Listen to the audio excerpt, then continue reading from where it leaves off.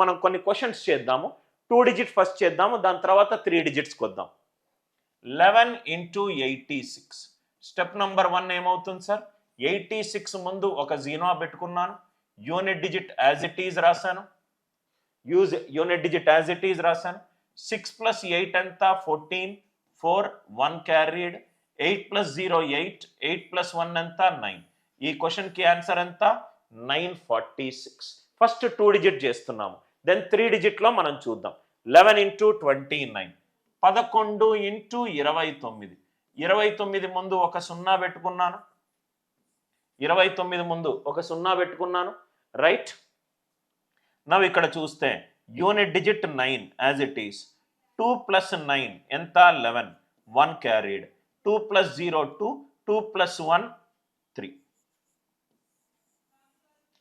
Right. Answer ఎంత? 319. Answer ఎంత? 319. 2 డిజిట్స్కి చాలా ఈజీ ఉంది. నౌ 3 డిజిట్స్కి మనం ఎలా చెయ్యాలి? 3 డిజిట్స్కి మనం ఎలా చెయ్యాలి? 111 ఇంటూ 378. నవ్ ఇక్కడ చూడండి సార్, అదే మెథడ్ యూజ్ చేద్దాం. 111 ఇంటూ 378. 378 నంబర్ రాయండి, 378 నంబర్ రాయండి. 111లో ఎన్ని వన్స్ ఉన్నాయి?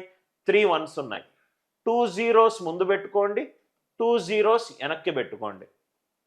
సార్ వాల్యూ మారుతుంది కదా, నేను నెక్స్ట్ స్టెప్లో దాన్ని చేంజ్ చేస్తాను. 111లో 3 వన్స్ ఉన్నాయి, 2 జీరోస్ ముందు పెట్టుకోండి, 2 జీరోస్ వెనక్కి పెట్టుకోండి. 0 ప్లస్ 0 ప్లస్ 8 ఎంత? 8. ఇది అయిపోయింది. ఇదే కదా సార్ ఇది? 0 ప్లస్ 0 ప్లస్ 8. దాని తర్వాత 0 ప్లస్ 8 ప్లస్ 7. 0 ప్లస్ 8 ప్లస్ 7 ఎంత? 15. 5, 1 క్యారీడ్. ఇది 3 డిజిట్స్ తీసుకున్నాను, ఇది 3 డిజిట్స్ తీసుకున్నాను. ఇక్కడ మీకు అర్థమవుతుందా సార్? 7 plus 8 15, 5, 1 carried. 5, 1 క్యారీడ్. ఇది అయిపోయింది. 8 ప్లస్ 7 15, 15 ప్లస్ 3 18, 18 ప్లస్ 1 19, 9, 1 క్యారీడ్. ఇక్కడ మీరు చూడండి sir, 8 plus 7 15, 15 plus 3 18, 18 plus 1 19, 9, 1 carried. ఇది కూడా అయిపోయింది. 7 plus 3 10, 10 plus 0 10, 10 plus 1 11, 7 plus 3 10, 10 plus 1 11, 3 plus 1 4. అంతే కదా సార్ మనకు వచ్చిన ఆన్సర్? 41958. 41958. అందరికీ లాజిక్ క్లియర్గా అర్థం